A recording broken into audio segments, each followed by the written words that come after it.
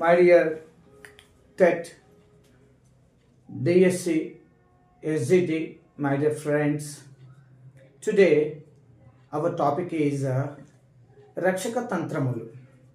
ఈ రక్షక తంత్రములు అనే పదాన్ని మొట్టమొదట వాడిన వ్యక్తి సిగ్మండ్ ఫ్రాయిడ్. ఎవరండి? సిగ్మండ్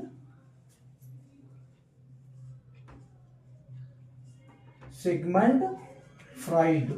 ఈయన ఈ రక్షక తంత్రములు అనే పదాన్ని మొట్టమొదట వాడాడండి.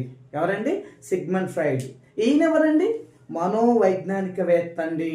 చాలా పేరుగాంచిన మనోవైజ్ఞానికవేత్త. My dear friends, once again today our topic is రక్షక తంత్రములు. Definitely one mark must should come from this రక్షక తంత్రములు. సో ఫస్ట్ టైం ఈ రక్షక తంత్రములు అనే మాటని లేదా పదాన్ని వాడిన వ్యక్తి సిగ్మండ్ ఫ్రాయిడ్. ఈయన ఒక మనోవైజ్ఞానిక శాస్త్రవేత్త అండి. ఇక్కడ మీరు ఒకటి గమనించాలి. సంఘర్షణ వల్ల కుంఠనాలు ఏర్పడతాయి. సంఘర్షణ వల్ల కుంఠనాలు ఏర్పడతాయి. సంఘర్షణ వల్ల కుంఠనాలు ఏర్పడతాయి. కుంఠనాల వల్ల ఒత్తిడి ఏర్పడుతుంది. కుంఠనాల వల్ల ఒత్తిడి మనకు తెలుసు కదండి, ఒత్తిడి ఏర్పడుతుంది. మరి ఒత్తిడి వల్ల మనోవ్యాకులత ఏర్పడుతుందండి. ఈ మనోవ్యాకులత ఏర్పడుతుంది. మనం ఇవి ఎందుకు చెప్పుకోవాల్సి వచ్చిందంటే, ఈ రక్షక తంత్రాల ద్వారా వ్యక్తి తనలో ఏర్పడే సంఘర్షణలని, కుంఠనాలని, ఒత్తిడిని, మనోవ్యాకులతని సంతృప్తి పరుచుకుంటాడు. అందుకే వీటిని ఏమన్నారండి? రక్షక తంత్రాలు అని అన్నారనమాట. ఇక్కడ రక్షక తంత్రం అనేది ఒక ప్రవర్తన నమూనా అండి. రక్షక తంత్రం అనేది ఒక ప్రవర్తన నమూనా. ఇది వ్యక్తి యొక్క గౌరవాన్ని కాపాడుతుంది. అది వ్యక్తిని అపరాధ భావం నుంచి కాపాడుతుందండి. ఏది? రక్షక తంత్రములు అనేవి వ్యక్తి యొక్క గౌరవాన్ని కాపాడుతాయి. అంత మాత్రమే కాదు, వ్యక్తిని అపరాధ భావముల నుంచి బయటకు తీసుకొచ్చేవే ఈ రక్షక తంత్రములు. సో ఇవి వ్యక్తిని అపరాధ భావం నుంచి కాపాడతాయి, వ్యక్తి యొక్క గౌరవాన్ని రక్షిస్తాయి అని చెప్పింది ఎవరయ్యా అంటే dictionary of psychology. Dictionary of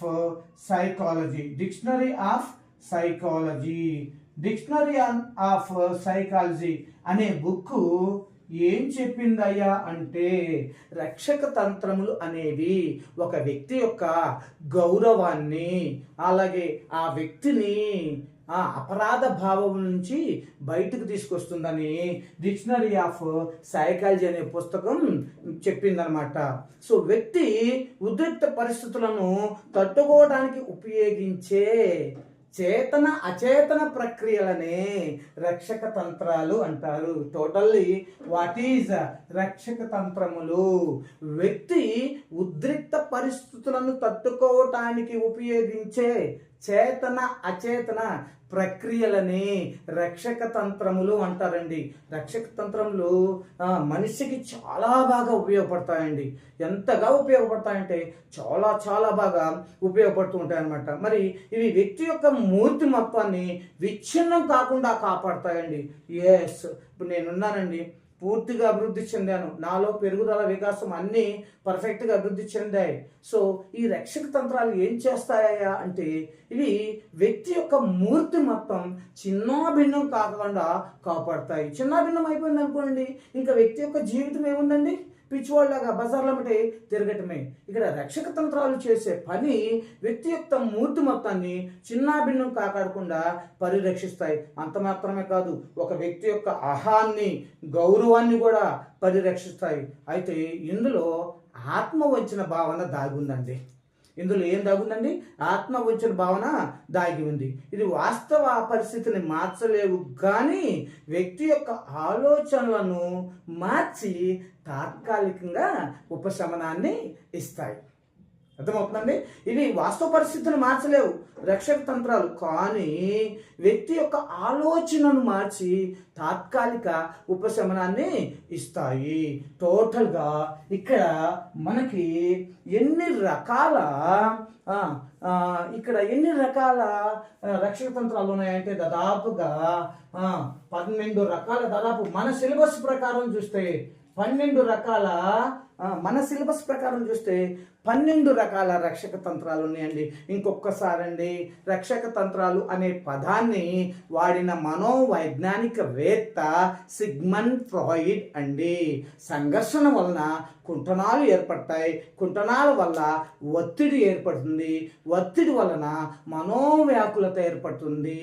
వీటన్నిటి నుంచి కాపాడాలి అంటే ఖచ్చితంగా మనకి రక్షక తంత్రాలు అవసరమేనండి. రక్షక తంత్రం అనేది ఒక ప్రవర్తన నమూనా. ఇది వ్యక్తి యొక్క అగౌరవం నుండి లేదా వ్యక్తి యొక్క గౌరవాన్ని కాపాడతాయి, లేదా వ్యక్తిని అపరాధ భావం నుండి రక్షిస్తాయి అని చెప్పింది డిక్షనరీ ఆఫ్ సైకాలజీ. వ్యక్తి తన ఉద్రిక్త పరిస్థితులను తట్టుకోవడానికి చూపించే చేతన అచేతన ప్రక్రియలనే రక్షక తంత్రాలు అని అంటారు.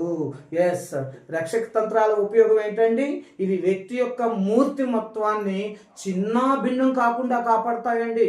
అంటే ఒక వ్యక్తి అనేక మానసిక సంఘర్షణలకు లోనవుతూ ఉంటాడు. ఆ మానసిక సంఘర్షణలోనే దిగిపోకుండా, కుమిలిపోకుండా, కృంగిపోకుండా ఈ రక్షక తంత్రాలు తాత్కాలిక ఉపశమనాన్ని వ్యక్తికి అందిస్తాయి. సరేనండి, shall we get into the topic. So totally రక్షక తంత్రాలు ఎన్నండి? 12 అండి. సో మన సిలబస్ ప్రకారం 12 అండి. ఫస్ట్ వన్ దమనం అండి. సో ఒకటి దమనం, ఒకటేంటండి? దమనం అండి. 2 ప్రక్షేపణం అండి.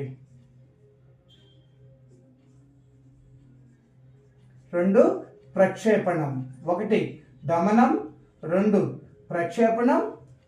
1 దమనం, 2 ప్రక్షేపణం, 3 హేతుకీకరణం, 3 హేతుకీకరణం, 4 విస్థాపనం,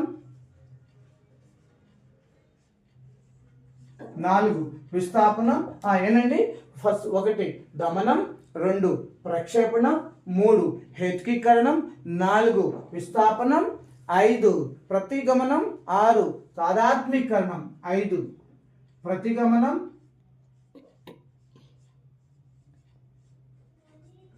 6 తాదాత్మీకరణం,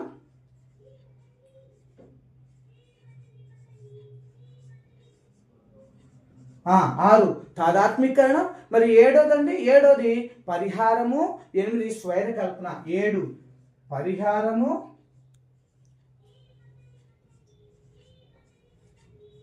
8 స్వైర కల్పన.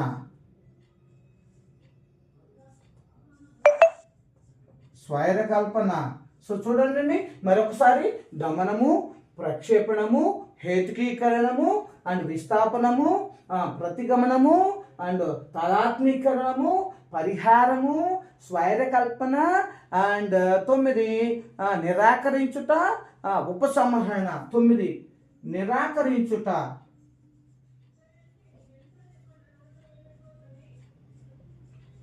10 ఉపసంహరణ,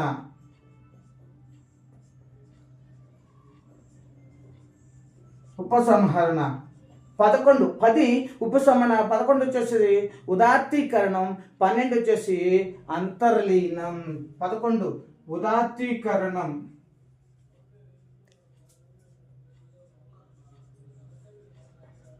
12 వచ్చేసి అంతర్లీనం. ఈ 12 రక్షక తంత్రాలు వెరీ వెరీ ఇంపార్టెంట్ అండి. Very very important. అందులో ఇది చాలా ఇంపార్టెంట్ అండి. ఇది ఎక్కువగా అడుగుతూ ఉంటాడు. తర్వాత విస్థాపనం ఎక్కువగా అడుగుతూ ఉంటాడు. తర్వాత హేతుకీకరణం ఎక్కువ అడుగుతూ ఉంటాడు. తర్వాత తాదాత్మీకరణం ఎక్కువ బిట్లు అడుగుతూ ఉంటాడు. ప్రతిగమనం కూడా బిట్స్ రూపంలో అడుగుతూ ఉంటారు. ఒక్కొక్కసారి ఇది కూడా అడుగుతూ ఉంటాడంట. ఇవి చాలా తక్కువగా అడుగుతూ ఉంటాడండి. ఇప్పుడు నేను చెప్పినటువంటి ఈ 6 నుంచి ఎక్కువ బిట్స్ రావడానికి అవకాశం ఉంది. తప్పనిసరిగా 1 లేదా 2 మార్కులు ఖచ్చితంగా ఈ రక్షక తంత్రములు అనే దాని నుంచి వస్తాయండి. So let us get into the topic అండి. సో ఫస్ట్ వన్ ఏంటండి? దమనం. బాధాకరమైన విషయాలను, అపజయాలను, అవమానకరమైన అనుభవాలను బలవంతంగా కావాలని మర్చిపోవటానికి వ్యక్తి చేసే ప్రయత్నాన్నే దమనం అంటారండి. దమనం అంటే కావాలని మర్చిపోవటం. దీన్నే బలవంతంగా కావాలని మర్చిపోతారండి. అంటే ఫర్ ఎగ్జాంపుల్, ఎవరైనా మనల్ని అనరాని మాటలు అన్నారనుకోండి, అనరాని తిట్లు తిట్టారనుకోండి, అది మన మనసుకి చాలా బాధ వేస్తుంది. ఎలాగా వాటిని మర్చిపోవాలని చెప్పేసి చాలా బలవంతంగా మర్చిపోతాం. అలా బలవంతంగా మర్చిపోయేటట్లయితే దాన్ని ఏమంటారంటే దమనము అంటారండి. దమనము అనగలే మనకి గుర్తుకు రావాల్సింది ఏమీ లేదు. బాధాకరమైన విషయాలని, అలాగే అపజయాలని, అవమానకరమైన అనుభవాలని కావాలని బలవంతంగా మర్చిపోవటానికి వ్యక్తి చేసే ప్రయత్నాన్నే దమనము అంటారు. సింపుల్గా చెప్పాలంటే బాధాకరమైన విషయాల్ని బలవంతంగా మర్చిపోవటం, అంతే. బాధాకరమైన విషయాల్ని బలవంతంగా మర్చిపోవటం. ఇక దీని గురించి చెప్పుకున్నామంటే ఇది ప్రాథమిక రక్షక తంత్రం అండి. మొదటిదే కదండి ఇది దమనం. ఇది ప్రాథమిక రక్షక తంత్రం. ఇది మిగిలిన రక్షక తంత్రాలకు ఆధారం అండి. ఏది? దమనం మిగిలిన రక్షక తంత్రాలకు ఆధారం అండి. అంత మాత్రమే కాదండి, దీనిని ప్రేరేపిత విస్మృతి అని కూడా అంటారండి. ఎందుకు ప్రేరేపిత విస్మృతి అంటారండి? ప్రేరేపిత అంటే కావాలని, విస్మృతి అంటే మరిచిపోవటం. సో దీన్ని ఎందుకు ప్రేరేపిత విస్మృతి అంటారు? కావాలని బలవంతంగా మర్చిపోతాం కదండి మనం, అందుకని దీనిని ప్రేరేపిత విస్మృతి అని కూడా అంటారు. సో ఎక్కువగా ఈ దమనాన్ని ఎవరు వాడతారంటే మానసిక నాడీ రుగ్మతలు కలిగిన వ్యక్తులు ఎక్కువగా ఈ దమనము అనేటువంటి రక్షక తంత్రాన్ని ఉపయోగిస్తారండి. ఓకేనండి. ఫస్ట్ది దమనము. సో కావాలని బలవంతంగా మర్చిపోవడాన్ని దమనము అంటారు. ఇది రక్షక తంత్రాల్లో మొదటిది. అంతేకాదు, దీనిని ప్రేరేపిత విస్మృతి అని కూడా అంటారు. అంత మాత్రమే కాదండి, ఇది మిగిలిన రక్షక తంత్రాలకు ఆధారం అండి. ఇకపోతే దమనం అయిపోతే ఇకపోతే ప్రక్షేపణం అండి. రెండవది ఏంటండి? ప్రక్షేపణము. ఇది కూడా చాలా ఇంపార్టెంట్ అండి. వ్యక్తి తన లోపాలను, తీరని కోరికలను, అసంతృప్తి భావాలను ఇతర వ్యక్తులకు కానీ వస్తువులకు గాను ఆపాదిస్తూ ఉంటాడు. తన తప్పులను, అపజయాలను ఒప్పుకోడు. ఏంటిది? ప్రక్షేపణం అంటే ఇతరుల మీదకి నెట్టేయటం. ప్రక్షేపణం అంటే ఏమీ లేదు. ప్రక్షేపణం అంటే ఇతరుల మీదకి నెట్టేస్తూ ఉంటాడు. దేనిని కూడా ఒప్పుకోడు. వ్యక్తి తన లోపాలని ఒప్పుకోడు. తీరని కోరికలను, అసంతృప్తి భావాలను ఇతర వ్యక్తులకు కానీ లేదా ఇతర వస్తువులకు కానీ ఆపాదిస్తూ ఉంటాడు. తన తప్పులు కానీ అపజయాలు కానీ తన తప్పులకు కానీ అపజయాలకు కానీ ఇతరులను బాధ్యులు చేస్తాడు. ఎలాగా? నేను ఈ తప్పు చేశానంటే, నేను ఈ పని చేయడానికి కారణం పలానా వాడు, నేను ఇది తినటానికి కారణం పలానా వాడు అంటే వాడు తప్పు చేస్తాడు, కానీ ఈ తప్పుని సింపుల్గా ఇతరుల మీద నెట్టేస్తూ ఉంటాడు. తప్పు వాడు చేసి ఆ సాకుని ఎవరి మీద చూపిస్తాడు? నెట్టేస్తూ ఉంటాడు, ఇతర వ్యక్తుల మీద నెట్టేస్తూ ఉంటాడు. దీనిని ఏమంటారండి? ప్రక్షేపణం అంటారండి. సో కొన్ని ఉదాహరణలు చూస్తాం. సో తన తప్పులను ఇతరులకు ఆపాదిస్తూ ఉంటాడు.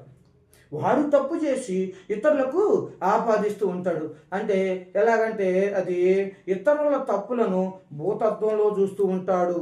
ఇతరుల తప్పులను భూతత్వంలో చూపించడం లాంటివి చేస్తాడు. చూడండి, కావాలంటే వీడు ఎంత తప్పు చేశాడు, నేను కాదు, ఈ తప్పు నేను చేయలేదు, వాడే చేశాడు, ఎంత పెద్ద తప్పు చేశాడని భూతత్వంలో చూపిస్తూ ఉంటాడు.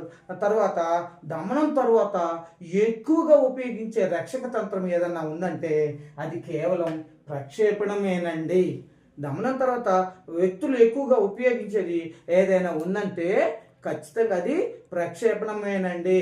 ఆడలేక మధ్యలో దరువు అంటారు చూడండి, ఆడలేక మధ్యలో దరువు అంటారు చూడండి, అది దీని కిందకే వస్తాయండి. ఉదాహరణకి అవినీతి పరుడికి లోకంలో ఉన్న వాళ్ళంతా అవినీతి పరులుగానే కానేస్తారు.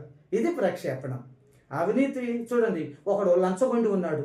ఆ లంచగొండి ఏమంటాడంటే ఈ ఆఫీసులో ఉన్న వాళ్ళంతా లంచగొండులే అని వాడి మనసులో వాడు భావించుకున్నాడు, బయటికి చెప్పడు, వాడి మనసులో వాడు భావించుకుంటాడు. ఇది దేనికి ఉదాహరణ అండి? ప్రక్షేపణానికి ఉదాహరణ అండి. ఆ తర్వాత పరీక్ష ఫెయిల్ అయిన విద్యార్థి ఏమనుకుంటాడంటే మనసులో, నేను ఫెయిల్ అవడానికి కారణం టీచర్లే అని చెప్తాడు. వాడు పరీక్ష ఫెయిల్ అయ్యటం వాడి తప్పు కాకుండా ఆ తప్పుని ఎవరి మీదకి నెట్టేస్తున్నాడు? టీచర్ల మీదకి నెట్టేస్తున్నాడు. అంతే కదా. మరి ప్రక్షేపణం అంటే ఏంటి? తన తప్పును అతను ఒప్పుకోడు, సింపుల్గా పక్కన వాళ్ళ మీదకి నెట్టేస్తూ ఉంటాడు. అది ప్రక్షేపణం. మరి ఇంకొక ఉదాహరణ చూద్దాం. ఆకర్షణంగా లేని యువతి ఏం చేస్తున్నట్టే అంటే అందంగా లేని యువతి నా వెంట ఒక అబ్బాయి పడుతున్నాడండి, అందంగా ఉండదు ఆయన చూడటానికి, నా వెంట ఒక అబ్బాయి పడుతున్నాడని డబ్బా కొట్టుకోవటం, ఊర్లో డబ్బా కొట్టుకోవటం. ఇది కూడా ఏంది? ఆమె అందంగా లేదు, అది ఆమె తప్పు కాకపోవచ్చు అనుకోండి, అక్కడ తప్పు ఉంది, కానీ దాన్ని ఏం చేస్తుంది? ఇతరుల మీదకి నెట్టేస్తుంది అనమాట. అర్థమైందండి? ఇది మన ప్రక్షేపణానికి ఉదాహరణలు అండి. వన్స్ అగైన్, ప్రక్షేపణం అంటే ఏంటండి? వ్యక్తి తన లోపాలను, తీరని కోరికలను, అసంతృప్తి భావాలను ఇతర వ్యక్తులకు కానీ వస్తువులకు కానీ ఆపాదించడం, తన తప్పులను అపజయాలను ఇతరులను బాధ్యులుగా చేయటం, ఆయన తప్పును ఆయన ఒప్పుకోడు. సో ప్రక్షేపణం అంటే ఇతరులను బాధ్యులుగా చేస్తాడు,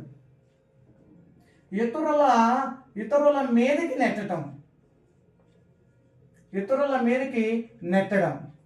సింపుల్గా గుర్తుపెట్టుకోవడానికి కోసం అండి, ఇతరుల మీదకి నెట్టడం అనే దాన్ని ప్రక్షేపణం అంటాడు. వాడు తప్పు చేస్తాడు కానీ తప్పుని ఒప్పుకోడు, సింపుల్గా ఇతరుల మీదకి నెట్టేస్తాడు. ఎగ్జాంపుల్స్ ఆల్రెడీ నేను చెప్పానండి. ఏంటండి?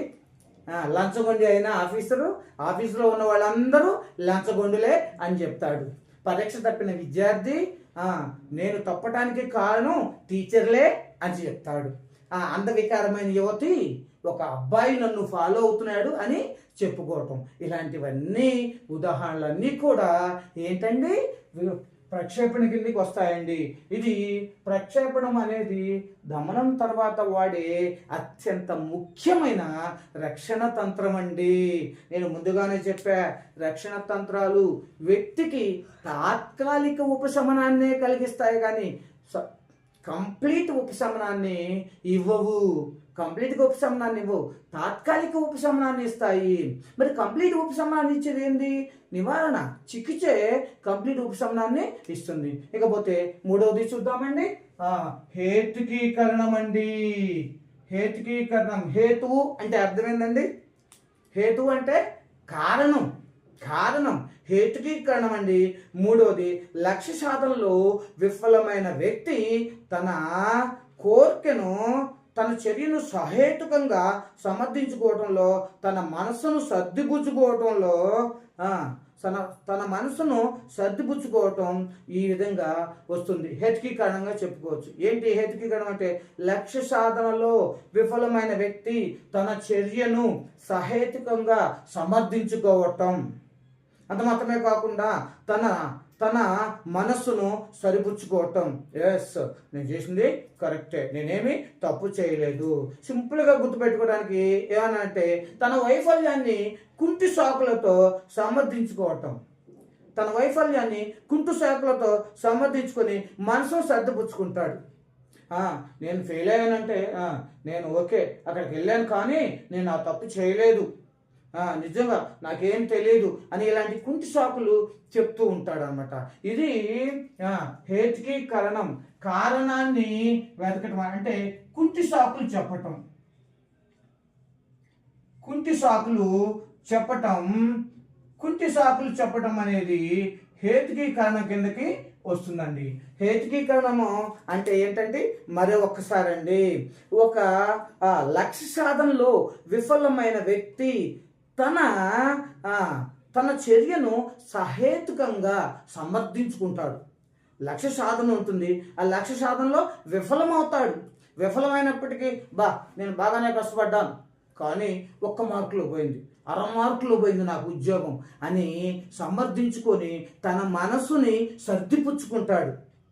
ఇక్కడ హేతుకీకరణ ఏంది?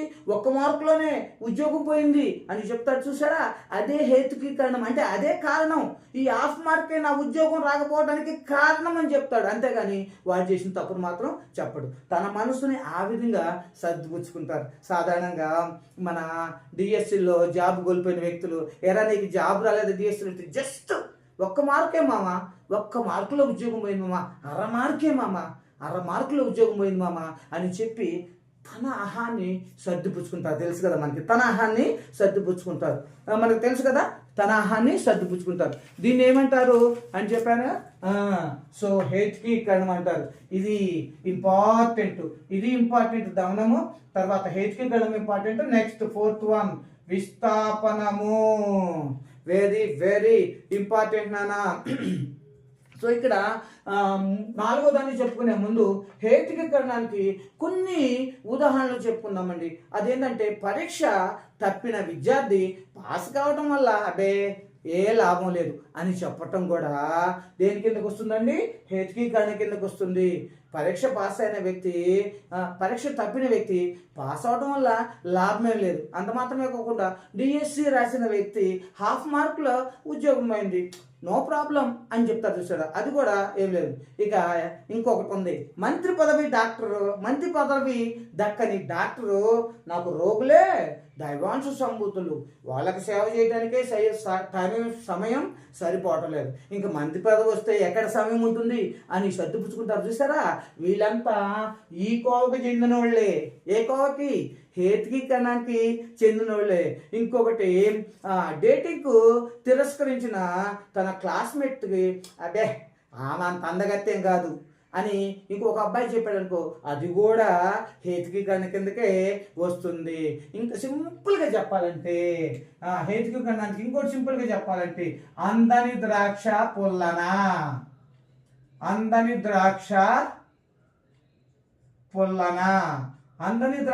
పుల్లన, ఇవన్నీ కూడా హేతుకీకరణ కిందకి వస్తాయండి.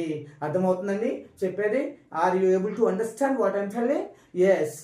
నెక్స్ట్ 4th వన్ వచ్చేసి విస్థాపనం అండి. అత్త మీద కోపం దుత్త మీద చూపించటం వెరీ వెరీ ఇంపార్టెంట్ అండి. ఎక్కువగా దీన్నేనండి అడిగేది. విస్థాపనం అనగా అత్త మీద కోపం దుత్త మీద చూపించటం. సో కోరికలను లేదా ధ్యేయాన్ని అంగీకరిస్తాడు కానీ గమ్యాన్ని మారుస్తాడు. కోపతాపాలను అసహనాలను ఇతర వ్యక్తుల మీద అంటే అసహనాన్ని అసలు వ్యక్తుల మీద కాకుండా తనకంటే బలహీన వ్యక్తుల మీద చూపిస్తూ ఉంటాడు. దానిని విస్థాపనం అంటారు. ఇతనిలో చాలా రకాలుగా కోరికలు ఉంటాయి, ధ్యేయాలు ఉంటాయి. కోరికల్ని ధ్యేయాల్ని అంగీకరిస్తాడు కానీ గమ్యాన్ని మారుస్తాడు. దాన్ని చేరుకోవటం నా కోరిక, దీన్ని సాధించటం నా ధ్యేయం. కానీ చివరికి అది చేరుకోలేక ఆ గమ్యాన్ని ఏం చేస్తాడు? మారుస్తాడు, పక్కకి మారుస్తాడు. తన అసహనాన్ని, అర్థమవుతుందా, కోపతాపాలని ఎవరి మీద?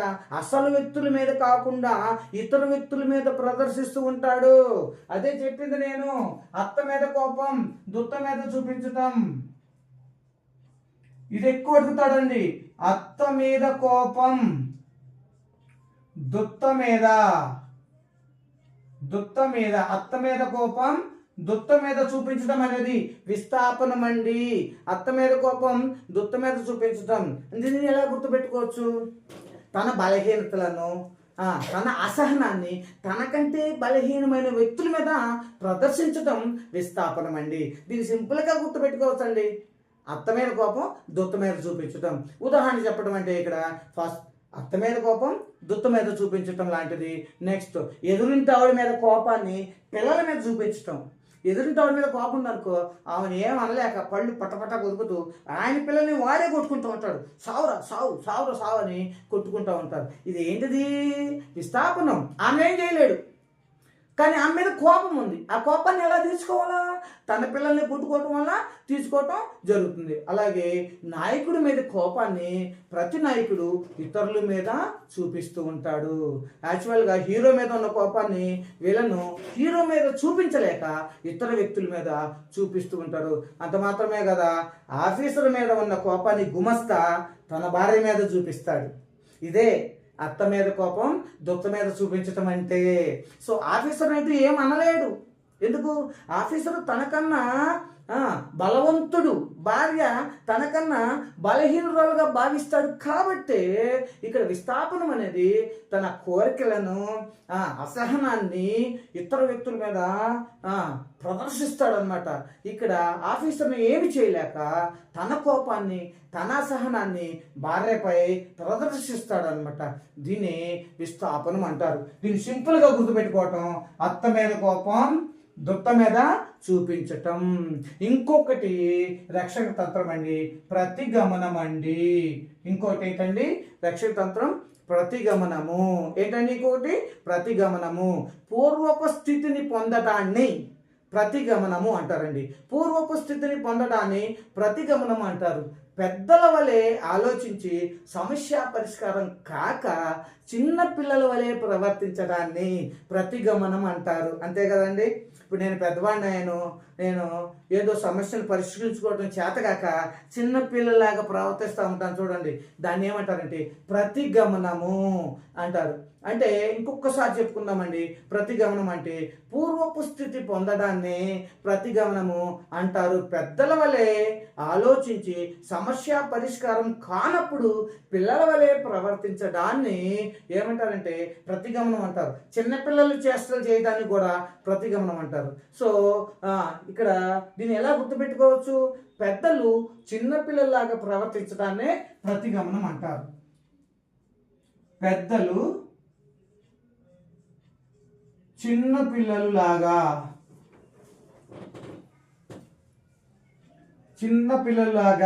ప్రవర్తించటం.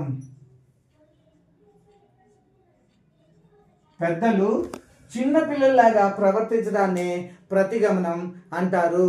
సో దీనికి ఉదాహరణ ఏంటి? ఉద్వేగాన్ని కోల్పోయిన వ్యక్తి పిల్లల్ని పట్టుకొని ఆడవటం. సో ఉద్యోగాన్ని కోల్పోయాడు. ఉద్యోగాన్ని కోల్పోయి ఇంటికి వచ్చి పిల్లల్ని పట్టుకొని ఏడుస్తూ ఉంటాడు. నా ఉద్యోగం పోయిందని పిల్లల్ని పట్టుకొని ఏడుస్తూ ఉంటాడు. దీన్ని ఏమంటారండి? ప్రతిగమనం అంటారు. అంటే తన చర్యకు మించి కిందకు దిగజారి, తన వయసుకు మించి కిందకు దిగజారి చేయడాన్ని ప్రతిగమనం అని కూడా చెప్పుకోవచ్చు. అలాగే ఇక్కడ పదే పదే పుట్టింటికి వెళ్ళే కొత్త పెళ్లి కూతురు కూడా ప్రతిగమనం అనుకోవచ్చు. ఇంకా చిన్నపిల్లే అనుకుంటుంది, అందుకనే పదే పదే ఈ పుట్టింటికి వెళ్తుంది. ఎందుకు వెళ్తుంది? ఆమె ఇంకా చిన్నపిల్లనే నేను అనుకుంటుంది. పెళ్ళైనా కానీ నేను పెద్ద పిల్లని అనుకోదు ఆమె. సో మాటికి పుట్టింటికి వెళ్తుంది. ఎందుకని? నేను ఇంకా చిన్నపిల్లనే అని అనుకుంటుంది ఆమె. అంత మాత్రమే కాదు, పెద్దవాళ్ళు అయినప్పటికీ కూడా ఇప్పటికీ పక్క తడపటం అనేది అమ్మాయిలు చేస్తారు, అబ్బాయిలు చేస్తారు. ఇది కూడా దేనికి ఉదాహరణ అండి? ప్రతిగమనానికి ఉదాహరణ. సో పెద్దలు చిన్నపిల్లలాగా ప్రవర్తించడంని ప్రతిగమనం అని కూడా అంటారు అండి. దీనికి ఉదాహరణలు చెప్పాను కదండి. ఉద్యోగాన్ని కోల్పోయిన వ్యక్తి పిల్లల్ని పట్టుకొని బోరును ఏడవటం. నెక్స్ట్ ఇంకా ఏంటండి? కొత్తగా పెళ్ళైన అమ్మాయి పదే పదే పుట్టింటికి వెళ్ళటం. ఇంకా చిన్నపిల్ల అనుకుంటుంది కాదు. అంత మాత్రమే కాకుండా రాత్రిపూట పక్క దడిపే అమ్మాయిలు అబ్బాయిలు అందరూ కూడా ప్రదర్శించే రక్షక తంత్రం ఏదయ్యా అంటే ప్రతిగమనము అండి. ప్రతిగమనాన్ని ఈజీగా ఎలా గుర్తుపెట్టుకోవచ్చు అండి? పెద్దలు చిన్నపిల్లల్లాగా ప్రవర్తించటం. సో ఈ 5 మరొకసారి చూద్దామండి. మొదటి 5 దమనము, ప్రక్షేపణము, హేతుకీకరణము, విస్థాపనము, ప్రతిగమనము. దమనం అంటే కావాలని మర్చిపోవటం, ఈజీగా గుర్తుపెట్టుకోవచ్చండి. దమనం అంటే కావాలని మర్చిపోవటం. ప్రక్షేపణం అంటే తను చేసిన తప్పును ఒప్పుకోడు, ఇతరుల మీదకి నెట్టేస్తాడు అనమాట, ఇతరుల మీదకి నెట్టడం. నెక్స్ట్ హేతుకీకరణం, కుంటి సాకులు చెప్తూ ఉంటాడు, ఎప్పుడు ఏదో ఒక హేతువు కారణం వెతుకుతూనే ఉంటాడు, కానీ తను చేసిన తప్పుని ఒప్పుకోడు. నెక్స్ట్ విస్థాపనం, అత్త మీద కోపం దుత్త మీద చూపించటం.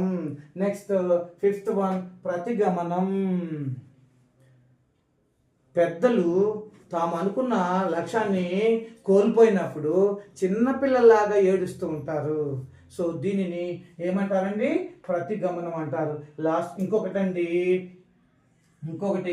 తాదాత్మీకరణం అండి. ఏంటండి ఇంకోటి? తాదాత్మీకరణం. ఒక వ్యక్తి ఇతరులలో కలిగిన అభిలషణీయమైన లక్షణాలను తన మూర్తిమత్వంలో చేర్చుకోవటం. అంటే ఒక వ్యక్తి ఇతరుల్లో ఉన్న మంచి లక్షణాలని తన మూర్తిమత్వం, తన పర్సనాలిటీలోకి చేర్చుకోవడం అనమాట. సో దీనిని తాదాత్మీకరణం అంటారు. అంటే తాను సాధించలేని పనులను ఇతరులు, అంటే తన ఆత్మీయులు లేదా తన చుట్టబంధువులు ఎవరో ఒకరు సాధించినప్పుడు వాళ్ళు సాధించిన విజయాన్ని తను సాధించినట్టుగా అనుకోవటాన్ని తాదాత్మీకరణం అంటారు. ఫర్ ఎగ్జాంపుల్, కండక్టర్ ఉన్నాడు, ఒక వ్యక్తి ఉన్నాడండి. ఆ వ్యక్తి కలెక్టర్ కావాలనుకున్నాడు, కానీ కలెక్టర్ కాలేక కండక్టర్ అయ్యాడు. ఇప్పుడు కండక్టర్ కొడుకు కనుక కలెక్టర్ అయ్యాడు అనుకోండి, ఈ కండక్టరు తనకు కొడుకు కలెక్టర్ అయ్యాడు అన్నదాన్ని దానిలో చూసుకొని తాదాత్మీకరణ చెందుతాడు. అంటే తనే కలెక్టర్ అయినట్టుగా తాదాత్మీకరణం చెందుతాడు. తనకు కొడుకు కలెక్టర్ అయ్యాడు, సంతోషపడతాడు. ఓకే, తానే కలెక్టర్ అయినట్టుగా దానిలోకి తాదాత్మీకరణం చెంది తన బాధని సర్దిపుచ్చుకుంటాడు. అర్థమవుతుందా? వాస్తవానికి అతను ఏం కావాలనుకున్నాడు? కలెక్టర్ కావాలనుకున్నాడు. కలెక్టర్ కాలేక కండక్టర్ అయ్యాడు. అప్పుడు అతనిలో ఏముంటుంది? కొంచెం వ్యాకులత, కుట్టడం అలాంటివి ఏర్పడతాయి. మరి వాటి నుంచి తాత్కాలిక ఉపశమనం ఎలా పొందుతాడు? తన కొడుకు కలెక్టర్ అయ్యాడు అనుకోండి, ఎస్, తనే కలెక్టర్ అయినట్టుగా ఊహించుకుంటాడు. ఈ ఊహనే తాదాత్మీకరణం అంటారు. ఇక్కడ తాదాత్మీకరణానికి ఉదాహరణ చెప్పుకోవచ్చండి. గొప్పవారైన తన ఆత్మీయులలో తనని చూసుకొని మురిసిపోవటం.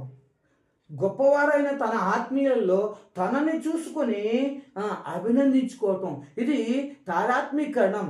తాను ఓడిన తన మిత్రుడు గెలిచినందుకు సంతోషిస్తాడు. అంటే తన మిత్రుడు గెలుపులో తను ఉన్నట్టుగా ఊహించుకుంటాడు అనమాట. ఇకపోతే ఇప్పుడు ఇందాకే చెప్పానండి, కండక్టర్ కొడుకు కలెక్టర్ అయినప్పుడు తాను కలెక్టర్ అయినట్టుగా సంతోషపడతాడు. దీనిని ఏమంటారండి? తాదాత్మీకరణం అంటారండి. సో ఇది తాదాత్మీకరణం.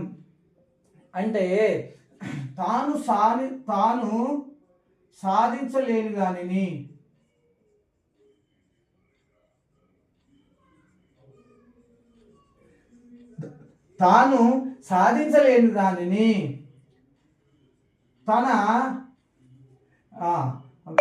తన వ్యక్తులు సాధించినప్పుడు కలిగే అనుభూతి అండి.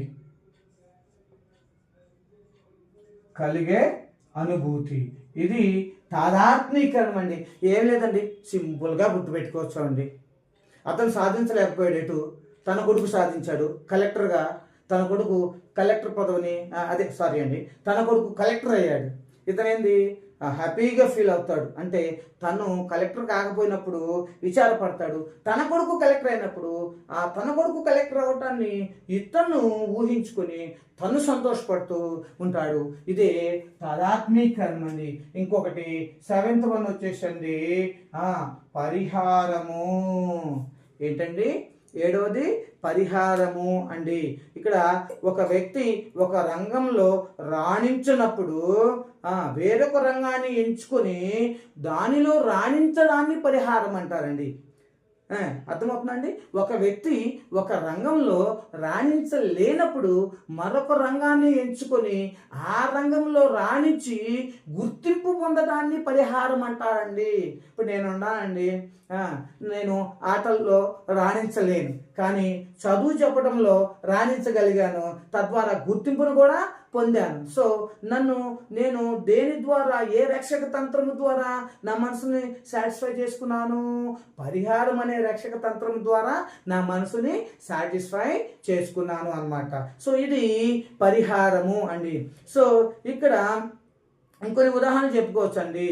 సో చదువు వల్ల ఆసక్తి లేని వ్యక్తి ఆటలలో రాణించటం, చదువులో ఆసక్తి లేని వ్యక్తి ఆటలలో రాణించటం అంటే ఇక్కడ చదువు మీద ఆసక్తి లేదు అతనికి, సో దానికి పరిహారంగా ఇంకొక దానిలో రాణించి గుర్తింపు పొందడం అన్నమాట. అర్థమవుతుందండి. ఇంకోటి చెప్పుకోవచ్చు అండి. చదువులో వెనకబడిన విద్యార్థి సో తర్వాత ఎగ్జామ్లో స్టేట్ ఫస్ట్ వచ్చినట్టుగా ఊహించుకోవటం, ఇది కూడా పరిహారమేనండి. నెక్స్ట్ అండి, అవిటితనంతో బాధపడుతూ హెలెన్ కెల్లర్ గొప్ప సంఘ సేవకురాలుగా, హెలెన్ కెల్లర్ అనే అవిటి ఆమె గొప్ప సంఘ సేవకురాలుగా పేరు తెచ్చుకుంది. అంటే ఆమె అందులో అవిటితనంలో ఏమీ రాణించలేకపోయింది, కానీ గొప్ప సంఘ సేవ చేసి ఆమె గొప్ప సంఘ సేవకురాలుగా ఏం తెచ్చుకుందండి? పేరు తెచ్చుకుంది. ఇదే మనకి దీన్ని ఎలాగా గుర్తుపెట్టుకోవచ్చండి? ఒక దశలో బలహీనతలను మరొక దశలో బలంగా మార్చుకొని గుర్తింపు పొందటాన్ని పరిహారం అంటారు. అంటే ఒక రంగంలో రాణించలేని వ్యక్తి మరొక రంగంలో రాణించటం,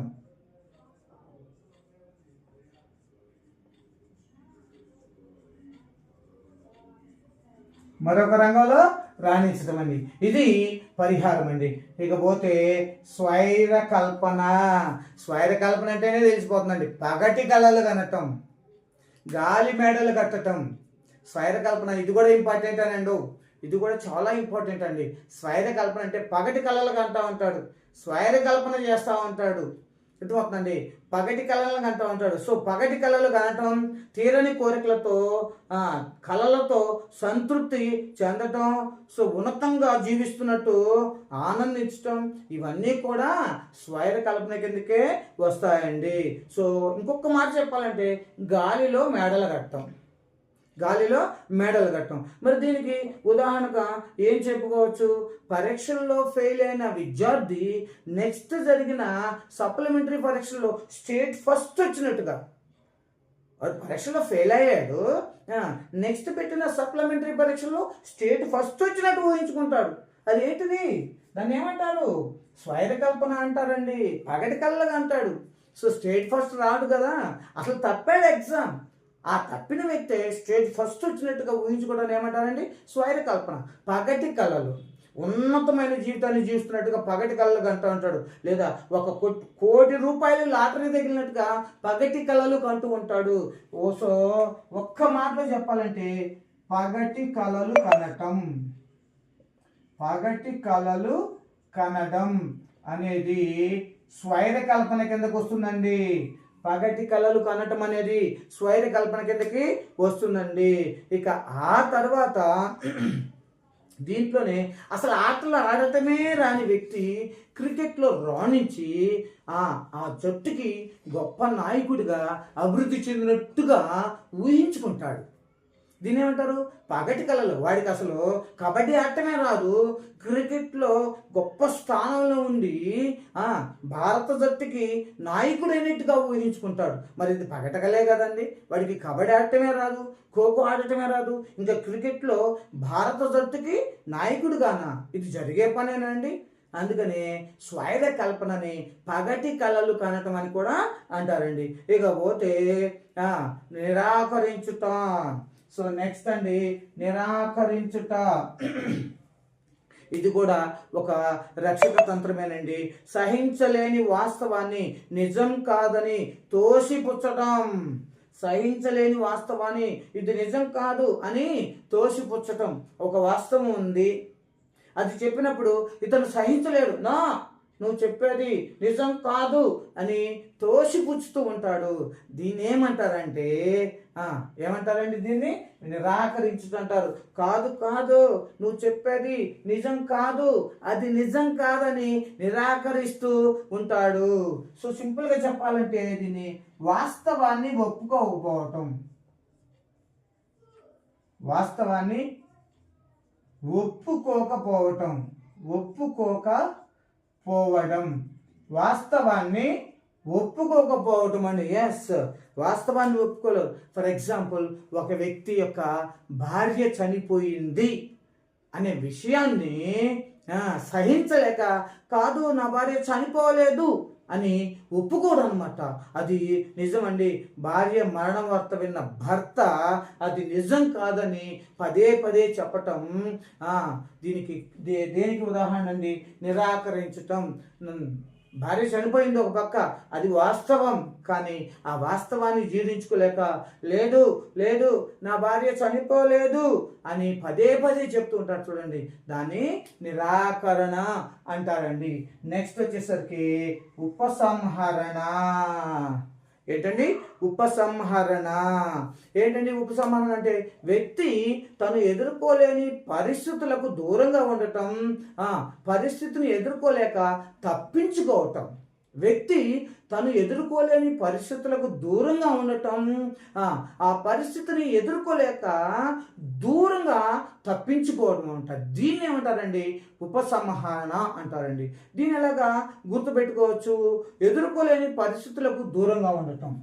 ఎదుర్కోలేని పరిస్థితులకు దూరంగా ఉండటం. ఎదుర్కోలేని పరిస్థితులకు దూరంగా. ఎదుర్కోలేని పరిస్థితులకు దూరంగా ఉండటం, దీన్ని ఉపసంహరణ అంటారండి.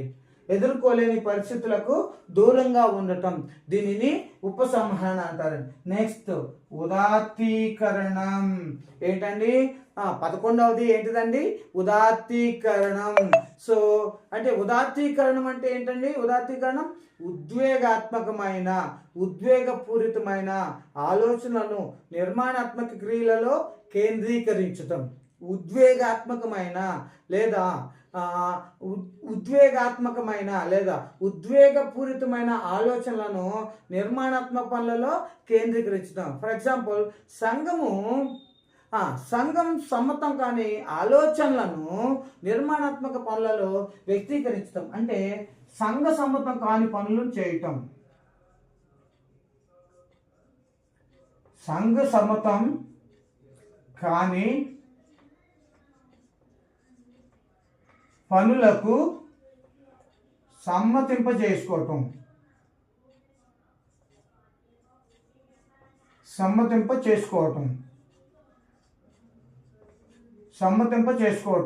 ఫర్ ఎగ్జాంపుల్ ఇక్కడ చూడండి, ఇక్కడ ఏంటి? ప్రేయస్ పై కవితలు రాసే గొప్ప ప్రేమికుడు కవిగాను. ప్రేయస్ పై కవితలు రాయటానికి సంఘం సాధారణంగా ఒప్పుకోదు కదండి. అవును, నిజమే. ప్రేయస్ పై కవితలు రాసే వ్యక్తి గొప్ప కవిగాను, గొప్ప చిత్రకారుడుగాను మారటం. అర్థమవుతుందా? ఇంతకుముందున్న కవులందరూ ఇలాంటి వాళ్ళేనండి. ఇలాంటి వాళ్ళే. ఇక్కడ ఏంటండి తాదాత్మీకరణం అంటే సంఘము ఒప్పుకోని వాటిని సంఘం చేత ఒప్పింపు చేసుకుంటాడు. ఎలాగా? ప్రేయసి ప్రేమను పొందలేని వ్యక్తి కవితలు రాయటం, ఆ తర్వాత గొప్ప చిత్రకారుడిగా మారటం అనేది దేని కిందకు వస్తుందండి? తాదాత్మీకరణ కిందకి వస్తుందండి. సంఘ సమ్మతం కాని పనులకు సమ్మతింప చేసుకోవడాన్ని తాదాత్మీకరణ అంటారు. లాస్ట్ ఫైనల్ వన్ అండి, 12వ రక్షక తంత్రం అండి. ఏంటండి అంతర్లీనం అంటే? అసలు ఏంటండి? సంఘర్షణకు లోను చేసిన విషయంలో గెలవలేక, సంఘర్షణకు లోను చేసిన విషయంలో గెలవలేక రాజీ పడి దానిలోకి దూరిపోయే ధోరణి వలన కలిగే సర్దుబాటునే ఏమంటారండి? అంతర్లీనం అంటారు. ఒక సంఘర్షణ, నేను ఇంక ఇతర వ్యక్తులతో సంఘర్షణ పడుతున్నాను, ఆ వ్యక్తితో నేను గెలవలేక ఆ వ్యక్తితో రాజీ పడిపోవటాన్ని అంతర్లీనం అంటారు. అర్థమవుతుందండి? ఆ వ్యక్తితో నేను ఎటు గెలవలేను, అందుకని నేనేం చేస్తున్నాను? ఆ వ్యక్తితో రాజీ పడిపోతున్నాను. కాబట్టి దీనిని అంతర్లీనం అని కూడా అంటారు. అంటే దీనికి ఉదాహరణగా ఏం చెప్పుకోవచ్చండి? అత్తగారింట్లో విధి లేక మాంసాహారాన్ని అలవాటు చేసుకునే సాహాకారపు కోడలు, శాకాహారపు కోడలు. యాక్చువల్గా ఆ కోడలికి మాంసాహారం అంటే ఇష్టం లేదు. తన అమ్మ వాళ్ళ ఇంట్లో ఉన్నప్పుడు ఇష్టం లేదు, కానీ అత్తగారింటికి వచ్చినప్పుడు అత్తగారు వాళ్ళు ఏం చేస్తారు? మాంసాహారం తింటూ ఉంటారు. చచ్చినట్టుగా ఆ మాంసాహారాన్ని ఆమె అలవాటు చేసుకుంటుంది. దీన్ని ఏమంటారంటే అంతర్లీనం అంటారు. సో తనకి మాంసాహారం గిట్టదు, తను శాకాహారి. సో భర్తతో పాటు ఉండాలంటే అత్తగారింట్లో ఖచ్చితంగా తను ఏం చేసి తీరాల్సిందే? ఖచ్చితంగా తను మాంసాహారానికి అలవాటు పడాల్సిందే. ఇది అంతర్లీనమండి, ఇది అంతర్లీనమండి. సో మొత్తం రక్షక తంత్రాలన్నీ వివరించానండి, ఉదాహరణలతో సహా రక్షక తంత్రాలన్నీ వివరించానండి. సో వీటిలో మొత్తం రక్షక తంత్రాలు 12 అండి మనకున్న సిలబస్ ప్రకారం. దమనము, ప్రక్షేపణము, హేతుకీకరణము, విస్థాపనము, ప్రతిగమనము, తాదాత్మీకరణము, పరిహారము, స్వైరకల్పన, నిరాకరించుట, ఉపసంహరణ, తర్వాత తాదాత్మీకరణము, తర్వాత అంతర్లీనము. ఈ 12 రక్షక తంత్రాల గురించి ఇప్పుడు మనం చెప్పుకున్నాం కదండి. ఇంకొకసారి రక్షక తంత్రాలు అనే పదాన్ని మొట్టమొదటిగా వాడిన శాస్త్రవేత్త ఎవరండి? Sigmund Freud. ఈయన చాలా గొప్ప మనోవైజ్ఞానిక శాస్త్రవేత్త అండి, మానసికానికి సంబంధించిన శాస్త్రవేత్త. ఇవి రక్షక తంత్రాలు దేనికి ఉపయోగపడతాయండి? ఏదైనా సంఘర్షణ వల్ల కలిగిన కుంఠనములు, వ్యాకులత నుంచి తను తాత్కాలిక ఉపశమనం పొందడానికి ఈ రక్షక తంత్రములు అనేవి చాలా బాగా ఉపయోగపడతాయండి. ఈ రక్షక తంత్రాలు వ్యక్తి యొక్క గొప్పతనాన్ని కాపాడతాయి, వ్యక్తి యొక్క మూర్తిమత్వం విచ్ఛిన్నం కాకుండా కాపాడతాయండి. అందుకే రక్షక తంత్రములు చాలా ఇంపార్టెంట్ అండి. ఖచ్చితంగా ఒక బిట్ వస్తుందండి, అంటే ఒక మార్క్ వచ్చినట్టే. ఈ 12 మీద ఎక్కువగా మీరు దమనము, హేతుకీకరణము, విస్థాపనము, ప్రతిగమనము, తాదాత్మీకరణము, స్వైరకల్పన, ఇవి చాలా రేర్గా అడుగుతూ ఉంటాడండి. ఇప్పుడు నేను చెప్పిన ఆ 6 ఎక్కువగా వస్తూ ఉంటాయండి. మీరు వీటిని అతి ఈజీగా వితిన్ హాఫ్ అన్ అవర్లో మీరు గుర్తుపెట్టుకోవచ్చు అండి వీటిని. సో జాగ్రత్తగా చదివి మీరు మంచి జాబ్ సాధించాలని మనసారా కోరుకుంటున్నానండి. ప్లీజ్ సబ్స్క్రైబ్ చేయండి, please comment, subscribe, share and అది మీ ఫ్రెండ్స్కి షేర్ చేయండి. తర్వాత ఇంకొక ముఖ్యమైనటువంటి మార్కులు ఇస్తున్నటువంటి టాపిక్స్ తోటి మళ్ళీ మీ ముందుకు వస్తానండి. థ్యాంక్ యూ అండి. 2 చేతులు నమస్కరించి జోడిస్తున్నానండి. దయచేసి సబ్స్క్రైబ్ చేసుకోండి, కామెంట్ చేయండి, షేర్ చేయండి అండి. థ్యాంక్ యూ అండి.